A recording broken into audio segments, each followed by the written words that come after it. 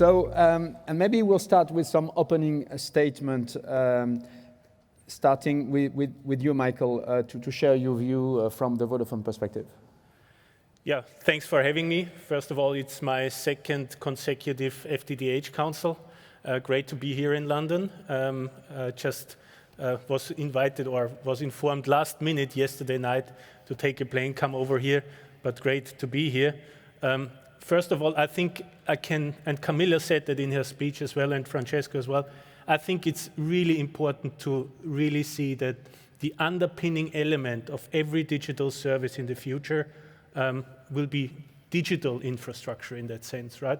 Regardless of what we are seeing as the future service, is it artificial intelligence, is it cloud services, is it data centers? I think it's us as the infrastructure players who are having a specifically responsible role here. And to be honest, I would say so far we have been critical infrastructure. Now we're going to be super critical infrastructure for the future in that sense. And when I hear the Commission saying there needs to be preparedness plans, I cannot agree more in that sense, to be honest. I think the urgency and the importance is clear to the industry. So that's the first element. Second element, maybe also to show what Vodafone is bringing to the table.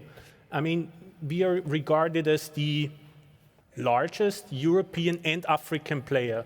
So we are having some 300 million customers in fiber and in mobile in Europe and in Africa altogether. Quite significant, all right. Second, we have got 20 million customers globally on broadband infrastructure, and we do have some 40 partnerships in all jurisdictions all over the world. So we consider ourselves to be one of the players that are influential, but we are very pragmatic, and this is what I want to underpin. We don't see infrastructure as ideologically. It's not ideology. It's pragmatism for us in that sense, and we kind of have a bit of a unique approach because we are having all infrastructures on fiber. So we are directly investing in Greece and Portugal. We are having JVs in Germany, 7 billion of investment with our partner Altice there. We are having co-users, that's great. But we are also access seeker. And frankly, on access seeking, we could do more, especially in Germany. It's complex, but here is an element of our strategy, the third pillar, where I think we could do more.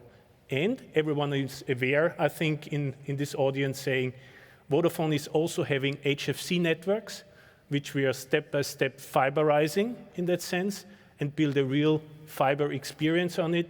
So we're having 4 elements and a very pragmatic approach, but we are so far, I have to say, we could even do more. And I think this was the sense also from the speech from Camilla. Yes, we know we have to do more. Keyword, doing more. We see tendencies in Europe that if we want to connect 99% of all the households, we still have an investment gap of, let's say, roughly 100 billion, right? And on the other hand, fiber players are already telling us, hold on a second, Michael, we are pressured to invest less from capital markets, from macroeconomic trends. We can't afford it anymore. Secondly, we do see that there is monopolistic tendencies, like also mentioned by Camilla, saying there is regional monopolies gaining ground, there is the incumbents gaining some more market shares, especially in Germany, where I've got 70% market share already with one significant market player. So it's not easy, right? And I think we are now at a crucial crossroads. We now have to really make our policymakers have to decide.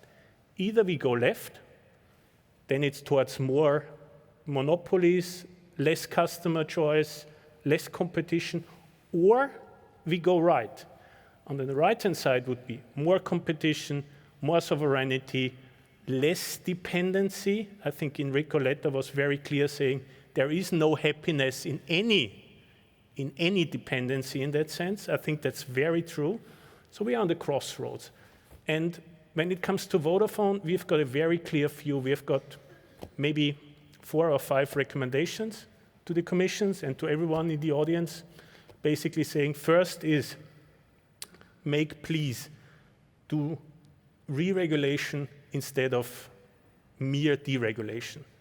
And I think this has landed with the Commission, to be honest, when I understand Camilla correctly. So re-regulation instead of pure, simple deregulation.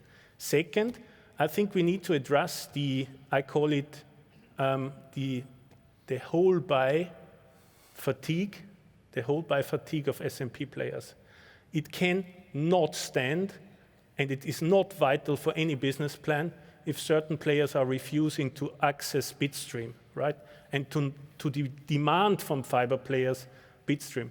I think this has to be remedied, and to be clear, I see tendencies that regulators are doing that. For example, also in Germany, where there is already a proposal on the table, say, we're going to implement dark fiber regulation for business customer unless something is changing in the market. So I think that's the second element. Third element, and I boil it down to three, it had been said, I mean, come on, copper switch off, DSL switch off needs to happen now. It needs to happen now, and latest 2035.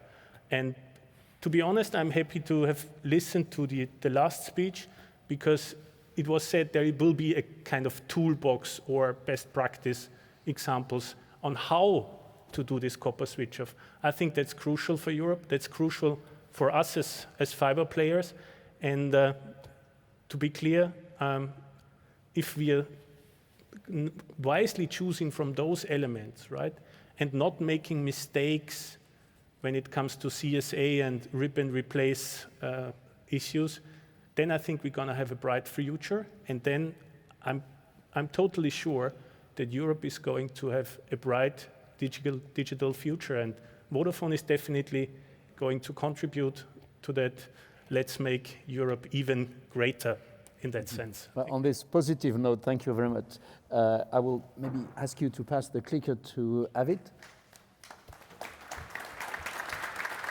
Do you mind if I use the... Absolutely, you can use the lectern for your opening statement. Good morning, everyone. It's great to be with you here today. I'm standing in for our CEO at Colt Technology Services today, Kerry Gilder.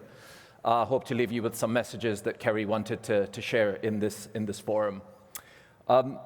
Digital infrastructure, as we've heard this morning, is the absolute foundation of Europe's economy.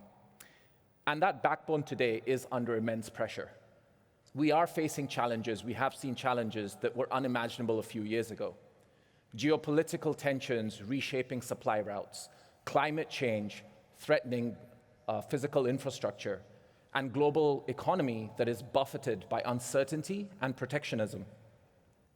And of course, as we think about it, cyber incidents that we've heard about this morning as well. Cyber incidents strike at the very heart of trust. And these are not abstract risks. These are lived realities. And at Colt, we felt this very, very personally. When Colt was struck by a sophisticated cyber attack last year, our business went dark for a while.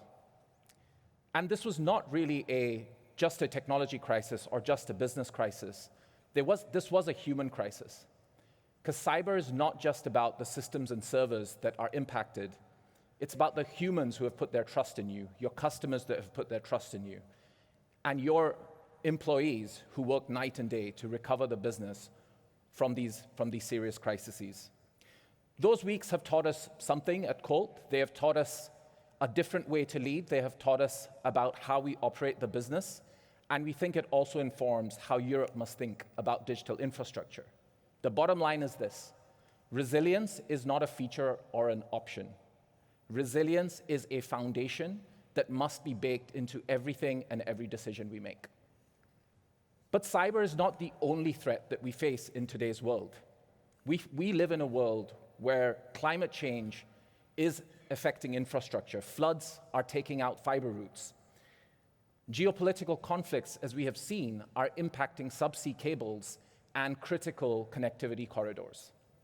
So the question for us, the people in this room, the stewards of the digital infrastructure of Europe, is no longer how do we keep up with demand. The question is how we ensure Europe's networks remain available, secure, resilient, and sovereign in the face of all this unpredictability. Because when networks fail, our economies will falter. And when infrastructure is fragile, it is felt by society. Data sovereignty has now moved from a policy debate to hard, non-negotiable requirements in many key sectors. Governments need to know where data lives, who controls it, who accesses it, and under which jurisdiction it is managed. Enterprises, on the other hand, need predictability. Enterprises need compliance without complexity, and they need infrastructure that they can rely on. All of this means that our networks are no longer pipes. Our networks are the instruments of control, trust, and national resilience. And if Europe is to maintain its digital autonomy, it needs to be built on secure, sovereign, resilient networks. Now we need to talk about AI. It is reshaping everything today. The largest infrastructure since the dawn of the internet is going on. We are seeing explosive growth in data centers, explosive growth in east-west traffic patterns, and we are seeing power constraints and capacity constraints across key markets. AI-driven workflows will not work without high-quality connectivity built on fiber. Data centers will not function without resilient, robust fiber. And sovereignty is meaningless without neutral operators connecting it all together. So the AI era is not going to wait for us to modernize our regulatory frameworks, funding models, and how we share infrastructure. If we want Europe to grow and scale in the AI era, if we want to take a leadership position, if we want to accelerate, then open access policy is essential. It's not optional. In our view, it is essential. Open access will accelerate rollouts. It will drive economies of scale. It will lower carbon footprints. It will expand choice for enterprises and citizens, and it will enable intelligent use of capital instead of duplicating infrastructure builds. In other words, open access is how Europe achieves exceptional infrastructure, the effortless connections that allow our economy to achieve extraordinary outcomes at scale across Europe. This is where challenger operators like Colt come into play. We sit at a pan-European level at the intersection of fiber, data centers, security, sovereignty, and the enterprises that drive Europe's economy. We are neutral, secure, trusted, and we operate across boundaries consistently and transparently. We believe that challenger operators like Colt are the connectivity fabric of Europe's digital economy. We provide the routes, resilience, automation, and trust that makes cloud, AI, enterprises, and public services work. So the message that Kerry and I would like to leave with you today is urgent, yet optimistic. Europe has everything it needs to lead in the digital era. We have the fiber foundations, we have the talent, we have the policies, but they must be accelerated and enabling. But we need to design for the future. We need to design for resilience. We need to build in light of the unpredictability of the world we live in today. Because when our networks are strong, our economies will flourish. When networks are trusted, innovation flourishes. And when they're open, when networks are open, Europe scales. We believe at Colt in this industry deeply. We believe in the power of collaboration, and we believe that we can drive the European economy through digital infrastructure when we work together. Thank you very much.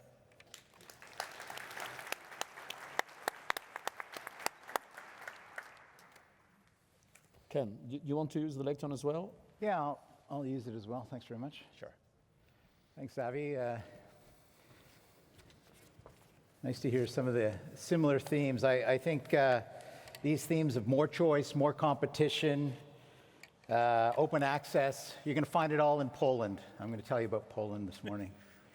So I represent Iliad Group. We, just to give you some background, we rank as the 5th largest operator in Europe. We have 3 major operations: Free in France, Iliad, the Iliad brand in Italy, and in Poland, the business I run, Play.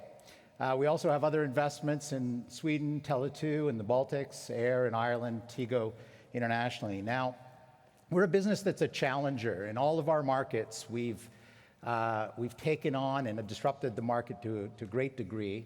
In Poland, where I work, we've gone from the 4th operator to become the #1 mobile operator. In France, we disrupted that market, and in Italy, we're disrupting that market today. So we're a business that brings a different perspective and that challenges the status quo.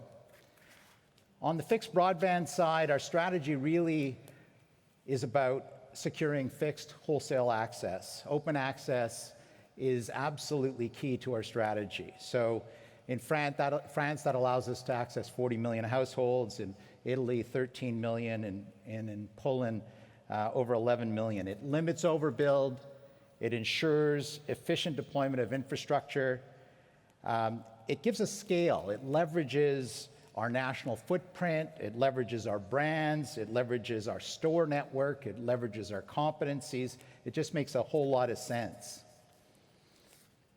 And in Poland, we probably have one of the best examples in Europe of competitive infrastructure.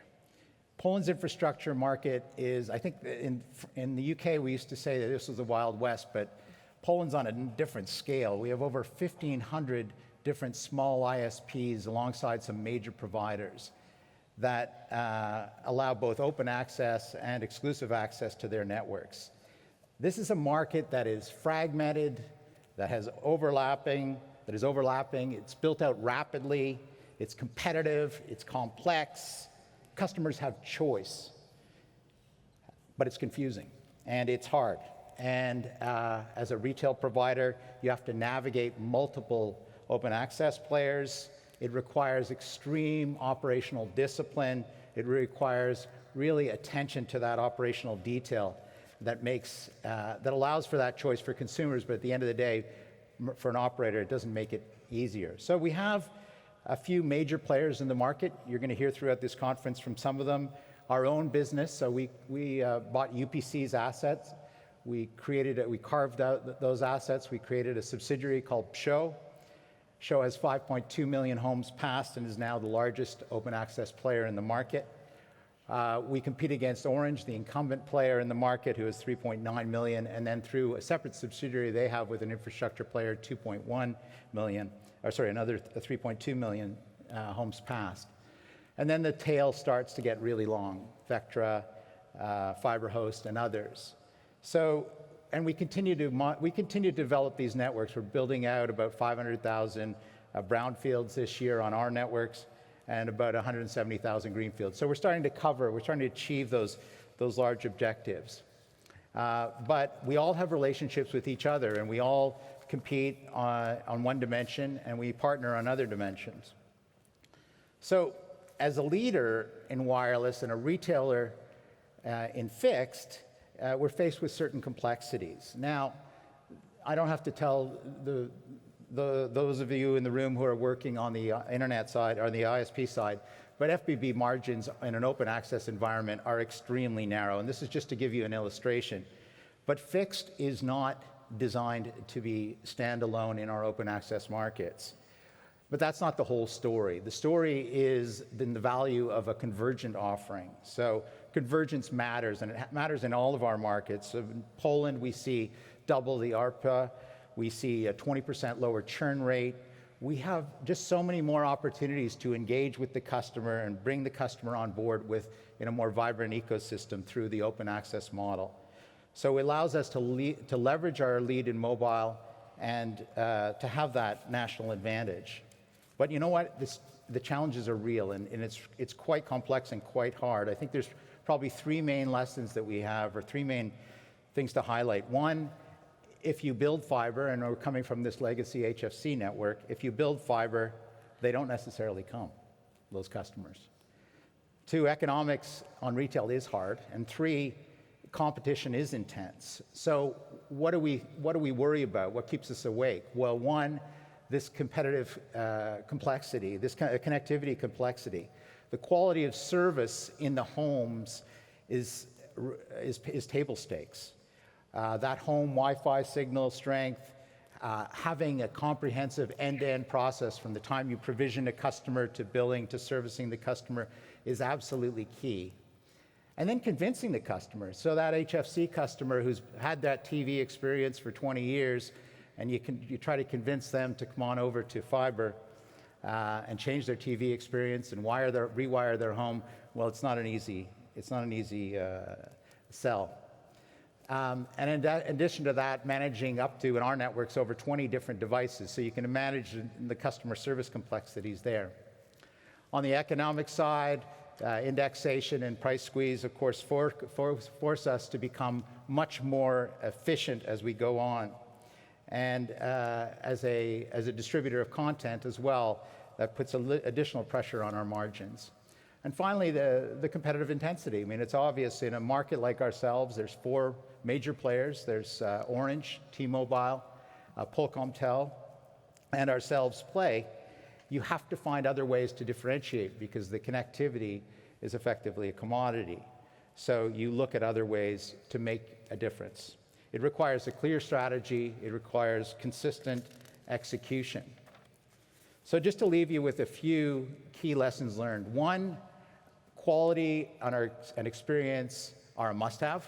There's no room for compromise there, and we've seen it time and time again when you have a poor element of any point in the customer experience, the customer can leave you or not get activated. Number 2, scale is key. So we're not going to end up with 1,500 different infrastructure providers in Poland. There's consolidation happening at an accelerated pace, and it's going to continue to happen. There's going to be 2 or 1 or 3 different infrastructure players in place. But to have that scale is absolutely key for dealing with suppliers, for leveraging your brand, both on a retail and a wholesale basis. And you have to differentiate in service. So again, you need to enhance that experience as you go along the way. And finally, at least from where we're sitting, convergence matters. At the end of the day, that fixed margin is so narrow.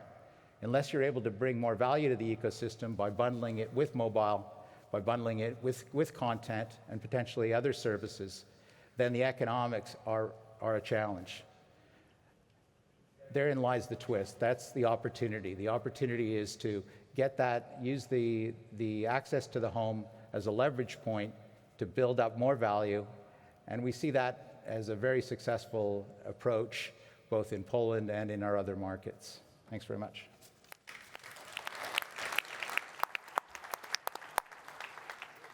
Thank you, Ken.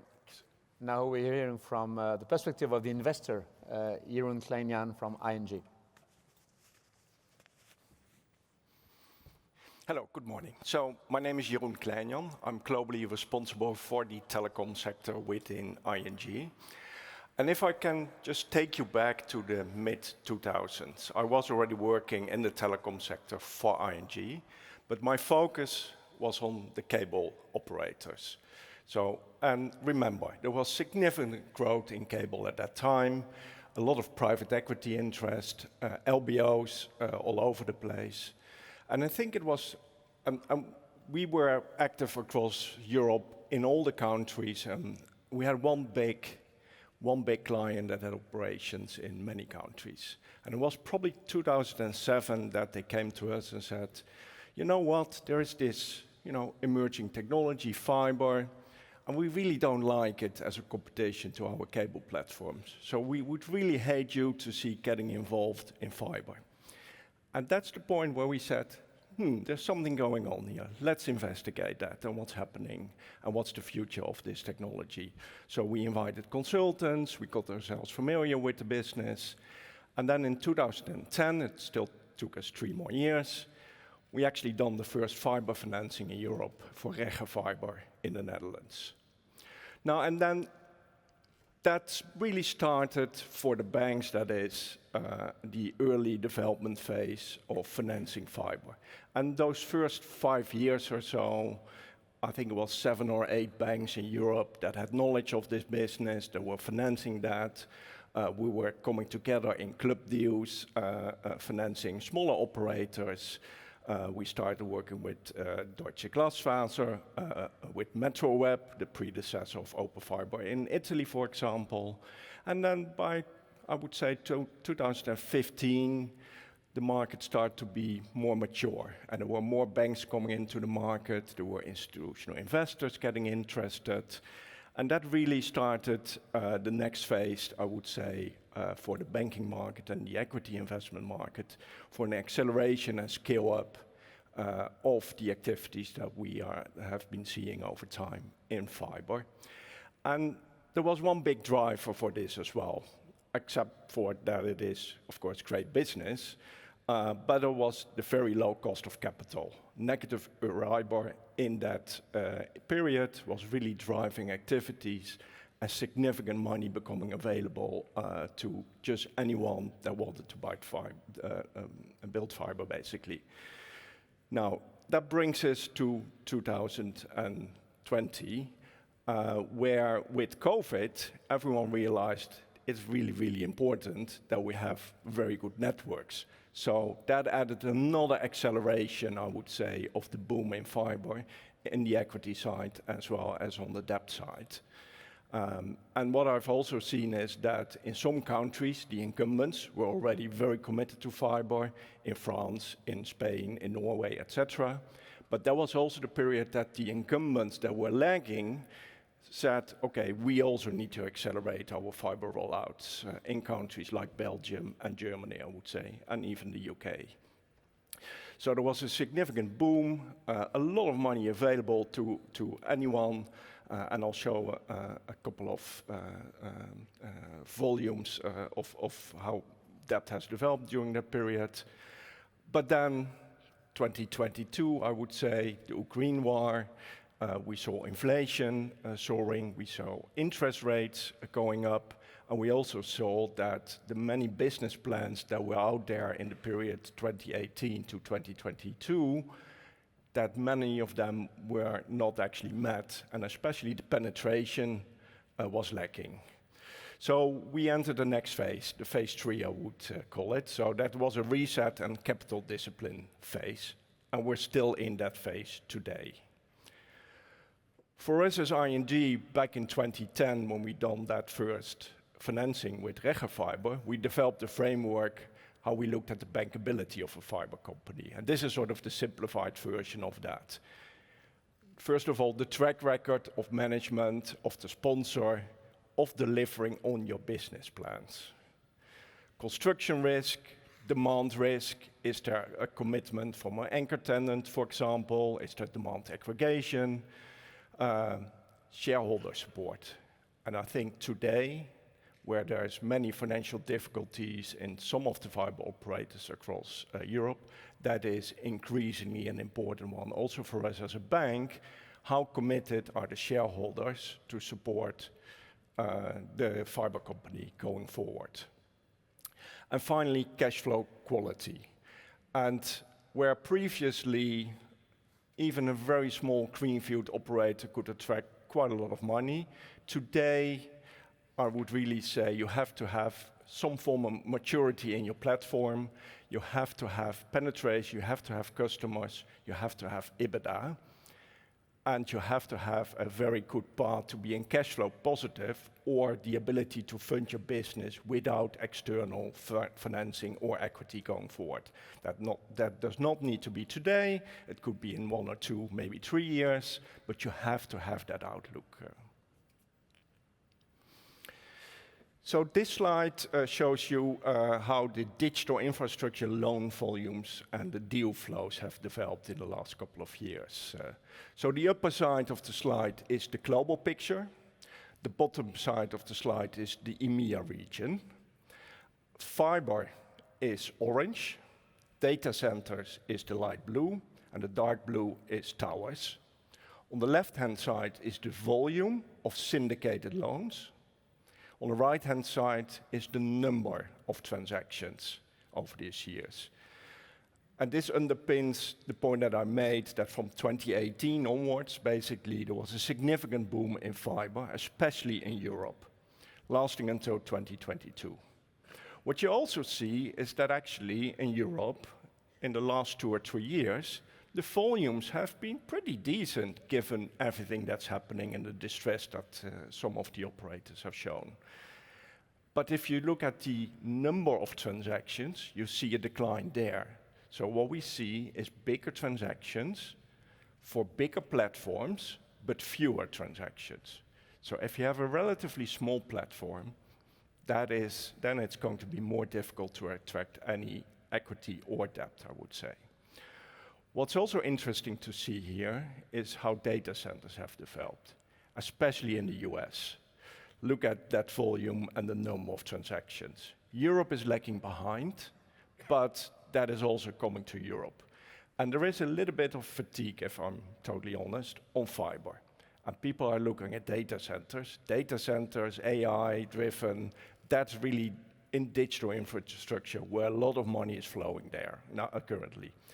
There is still appetite for fiber, I would say, but you need to compete, if you attract equity or debt, with the sheer volume of data center transactions that we see out there to get attention. So where do we see the market today?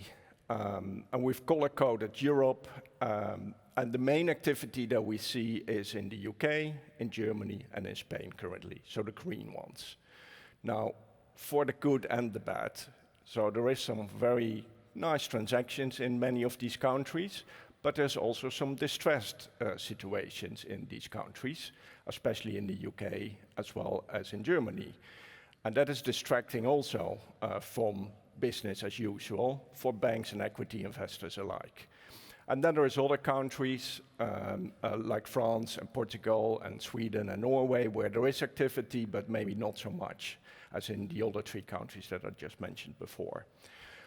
Italy and Denmark are relatively calm in terms of the activity that we see there. So the activity is still there on financing and equity investments on fiber, but what is required is a mature platform, an outlook for positive cash flow, funding your own business, discipline on capex, discipline on financing structures, and there is a significant preference for brownfield mature assets. What is also good to know is at the beginning of this year, 50% of the debt in fiber in Europe is due in the next 24 months. So there's an enormous refinancing wall that is facing the industry that we need to take care of. And again, we're being distracted by restructurings, by refinancings for new business opportunities. But still, there's things happening. And just on the positive note then ending, Vincent, there is still new transactions happening, and I just want to mention two significant brownfield platforms. There's a multi-billion transaction funding for Wire in Belgium, for example, and in Spain for premium fiber. There's also a 1 billion plus transaction that's been done in the last couple of months. So things are happening, but it really depends on how your platform looks, whether or not it's viable or not. So with that, Vincent. Thank you very much, Jeroen.